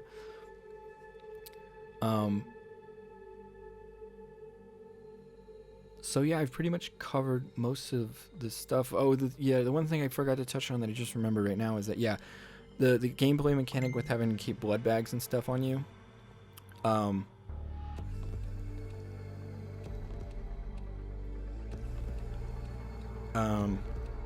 Is that using your weapons or any of your weapons against the ghosts are going to consume blood, right? And to avoid just basically drawing all the blood out of your system as you use them, you keep transfusion bags hooked up to you, and they will constantly refill your blood supply until they're empty, and you can carry almost as many as you want. And but you just have to be careful if you're in combat. If you're using a lot of blood-based weapons, you need to keep an eye on how many blood bags you have left. So I thought that was sort of interesting. It's an interesting sort of mechanic. Yeah, the game has a lot of Kojima style boss fights at the end. None of them are terribly difficult, and they're all about like spectacle and stuff. And a lot of the things that drew me in at the beginning of the game kind of fell apart narratively towards the end, so the end of the game was not that great. But my overall impression of the game is that I was really glad, as I discussed before, just having the ability to have that experience and that immersive experience that I had sort of been craving of sort of trudging through this dangerous world and being out in just the absolute hazard and you know, traversal is tough and slow and difficult. That was a great experience, and I'm so glad that I got to have it. And I really liked, there was a lot of inventive stuff in this game. You know, the voidouts was a great, you know, I just thought it was really, really cool. Really, really an interesting idea, and I got a lot out of it. And so just being exposed to the idea, I was happy I played the game. I was happy I had the experience of being in the wilderness of the game and being out there and exploring and getting immersed in the world and seeing the breathtaking landscapes and stuff, and the feeling of accomplishment of completing a really tough order, and the feeling of relief and downtime when you finally take your character to a shelter after running deliveries for hours and all your equipment is just destroyed and you're covered in God knows what, and just resting and taking a shower and taking a moment. You know, I even did a lot of the reading of the logs and stuff like that just to sort of like have more of that downtime before I had to go out and focus on the trail and focus on objectives and focus on terrain and watch my stats and stuff. And I liked the story of BB and Sam. I liked the story of Mads Mikkelsen's character, and I sort of liked the story of what's going on with the government and the people that are involved in the government. Some of the other conclusions of the story were kind of anemic and weak. So that's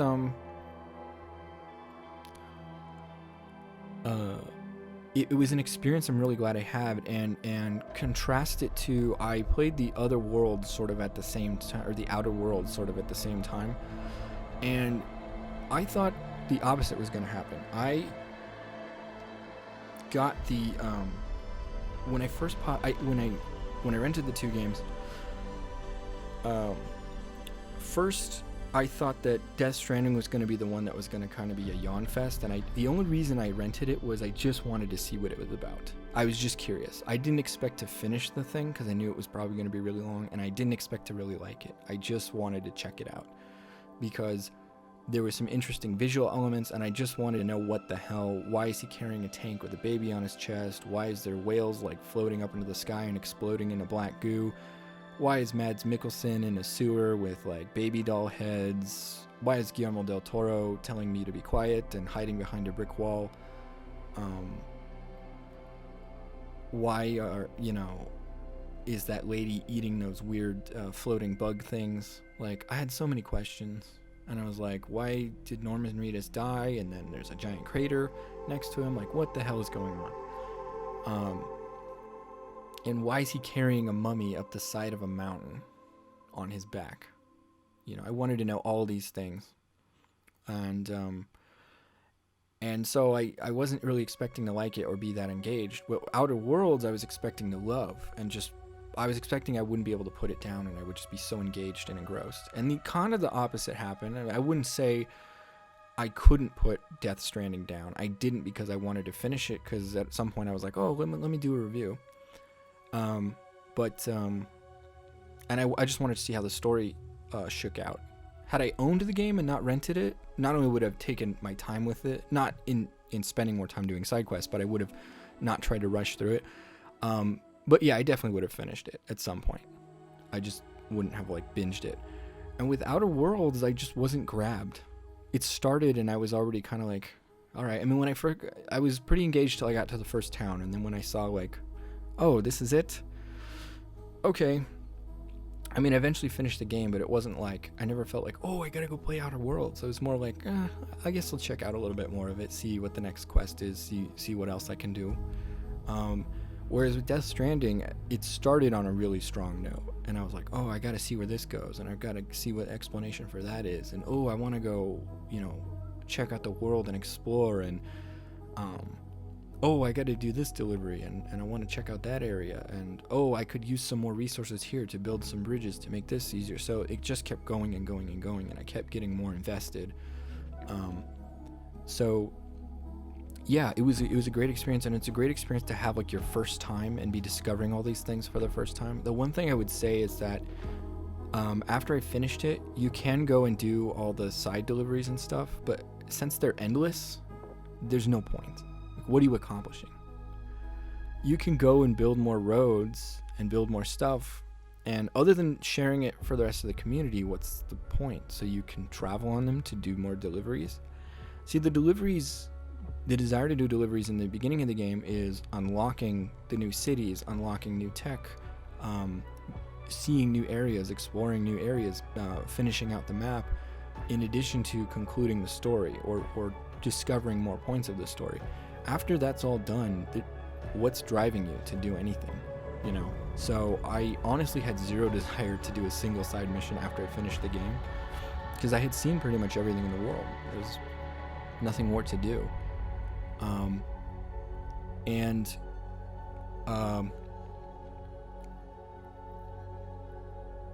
I would also say this, I don't think it's a game I'd ever want to play again. I don't think it has any replay value, which is fine. It's already like a 60-something hour game. Could take you 70 or 80, right? If you put that much time into a game, you don't necessarily need to play it again. You've done it,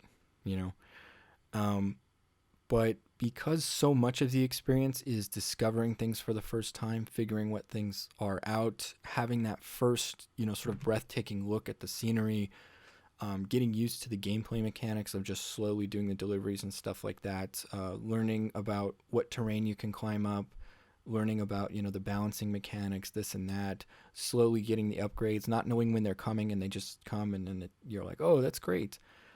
That you'll never have that again. And a lot of the staleness that people perceive about the game will definitely be present on a second playthrough. You'll be playing it and you'll be like, yep, no mystery here. I know what's going on with that. Oh, yeah, I don't have to figure anything out. I already know how to do all this. Oh, great.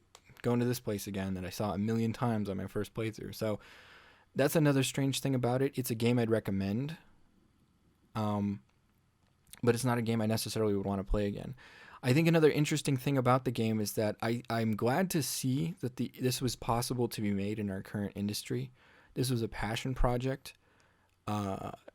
with a very niche focus on its gameplay, with appeal to a very niche group of people, but it got a beyond AAA budget, right? And while I would say I don't think that's really necessary for these niche kind of games, it's definitely appreciated in this game because the absolutely impressive motion capture work. I mean, you can see the acting in the characters' eyes. It's convincing. Like, it's the convincing acting as if the characters were literally just taped and put into the game. You're seeing all the subtleties of their facial movements and emotions and everything. Which really sells a lot of the emotional elements of the story.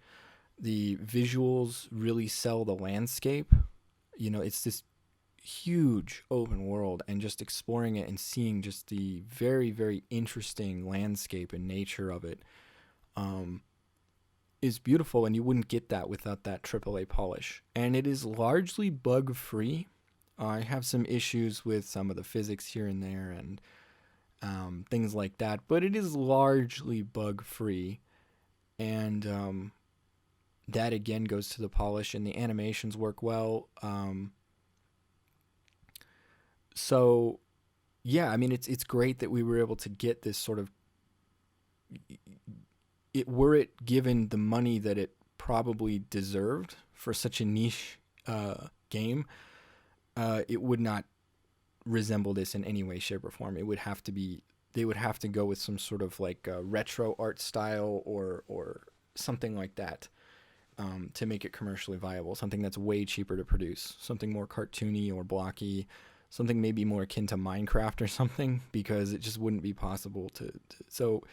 But at the same time, you know, I think it's also bad because there's the truth of the matter is this is not a game for everybody.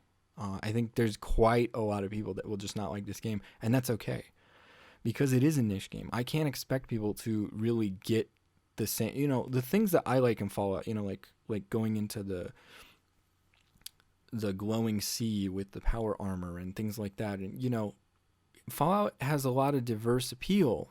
Other people may like the role-playing aspects. Other people may like just the combat and stuff. Other people may like just the base building mechanics. Other people may like just all the interpersonal stories and the dialogue and stuff. So there's a little something for everybody.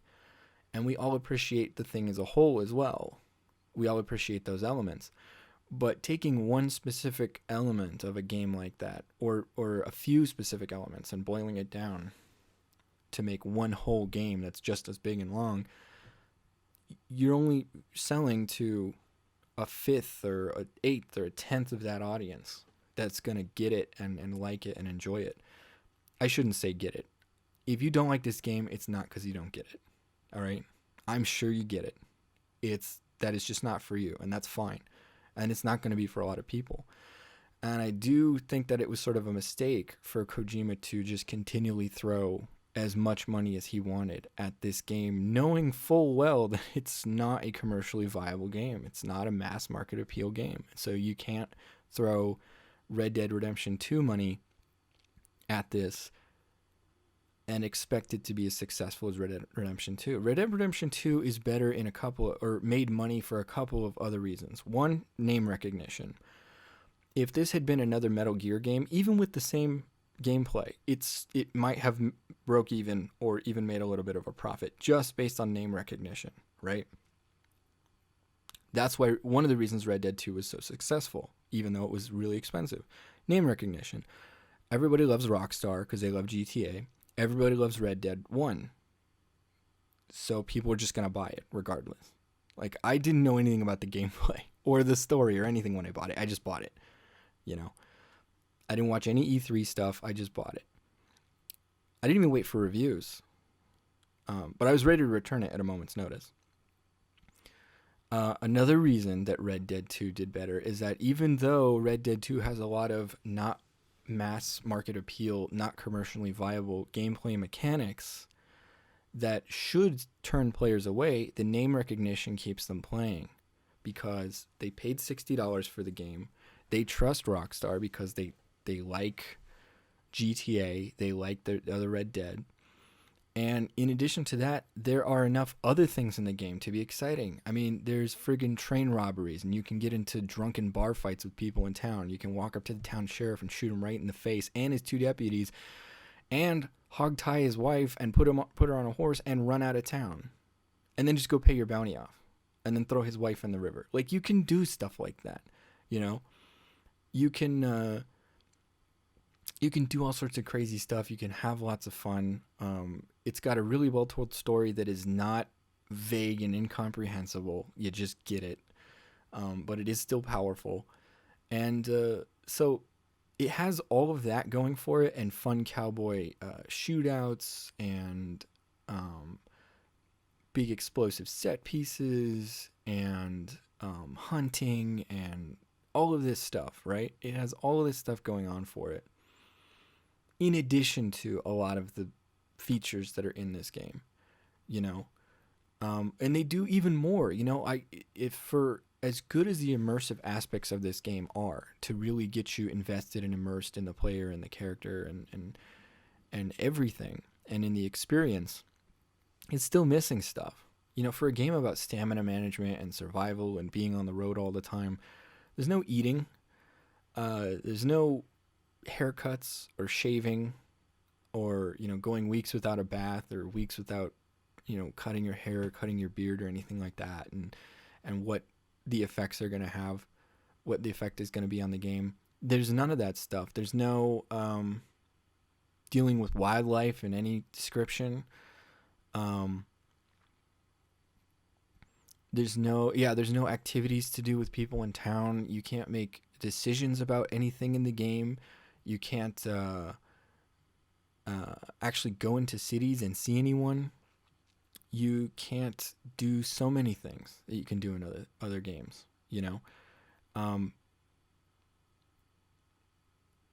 There's a lot of immersive aspects that I wish were put into the game to make it more interesting and believable, that are kind of missed opportunities, missed opportunities to make the game even that much more realistic and believable and interesting too, if you're going to commit to this sort of survivalist aspect, whatever, that just aren't in the game. But there's enough to really make it immersive. One complaint I think is levied against it that is fair is the same complaint that MGS5 had, is I love the immersive aspects of seeing animations for things and having to ride the elevator up and down and everything like that, and all of this stuff. It's great at the beginning for selling the world, but at some point you have to do these things so often that seeing little 2-minute cutscenes every time you have to do them gets annoying. And it was the same with like the helicopter in MGS5, having to wait for it to come, getting in, having the animation for it to take off and go away, then loading, then an animation on the inside where you sort your mail, or a downtime on the inside where you sort your mail, then loading again, then back to base, then watching the animation just to land at base, then going and doing whatever, and then you have to, if you want to go back to the battlefield, you have to do all that again in reverse just to get back to the action. What the hell? It's too much. It's ridiculous, and I just, and the same thing happens in Death Stranding. So the fact that there's no skip option for that is a little ludicrous. As I said, the game can sort of drag on, and that's probably all I have to say about the game.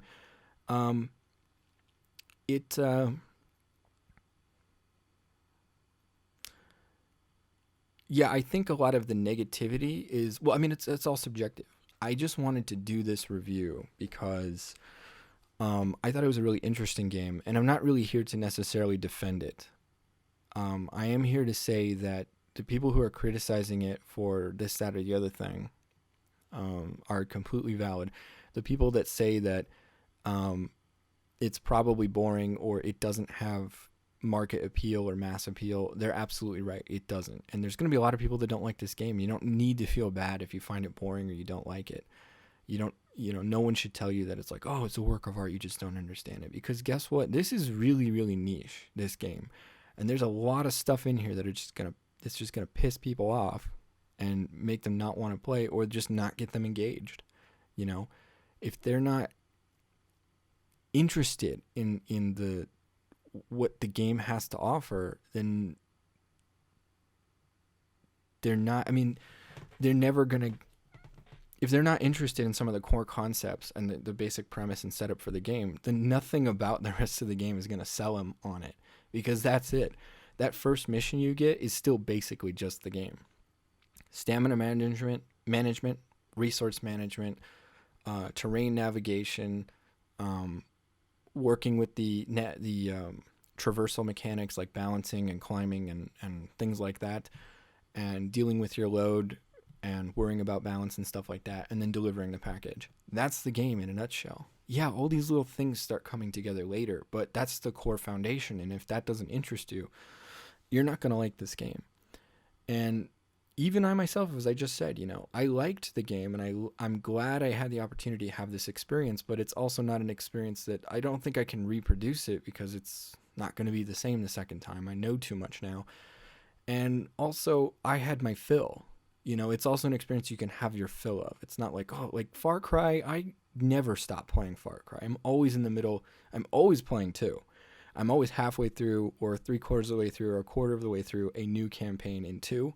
And I'm always rotating through 3, 4, and 5. I love Far Cry to death, and it doesn't ever really get boring. And even though the experience is never going to be the same as the first time I play, there's so much variety in what's going on in the world. It's never going to be the same as it's never going to be the same anytime I play it. It's always going to be different. I'm always going to have a different experience with those games. And so that's why I think they have a lot of replayability, and I don't mind. But Death Stranding, I just don't think has any replayability. Once you've done it, you've done it. And even though you've been doing the whole time. So, yeah, I think it's an interesting experience. I'm really glad I got the opportunity to have it. I really enjoyed quite a bit of my time with it, but I'll be honest, I didn't enjoy all of my time with it. It does get tedious in places, and I don't expect it to do very well, unfortunately. Or fortunately, because maybe Kojima needs to understand that you can't throw that kind of money at a game like this. You know, if you want to do a game like that, you got to think about how you're going to make money off of it. And one of the ways you can do that is just not spend so much money on it, you know? And I will say this is sort of like a once in a lifetime experience in that because it is so commercially inviable, we are probably not going to see another game like this in our time. You know, we're never going to see such an auteur project get thrown this much money at it to release it with this much polish. So I think for that alone as well, it's kind of an interesting game to explore and play and be a part of. And yeah, so that's what I have to say about the game. I thought it was a sort of interesting premise for the world, interesting or gameplay that engaged with me and clicked with me.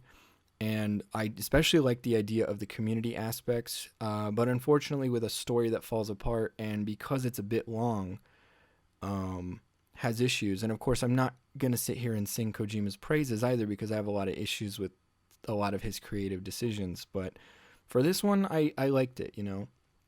I definitely liked MGS5 better because MGS5 on the whole is just a game that is more fun, right? But it's also a completely different experience, so you can't really compare them. So that was my review of Death Stranding, and I would love to hear what you guys have to say about it, if you guys agree with my assessment of certain things, if you disagree, if you've played it, what your experience was. Let me know in the comments here what your experiences was, and maybe we can start a discussion about this game. And that's about all I have to say.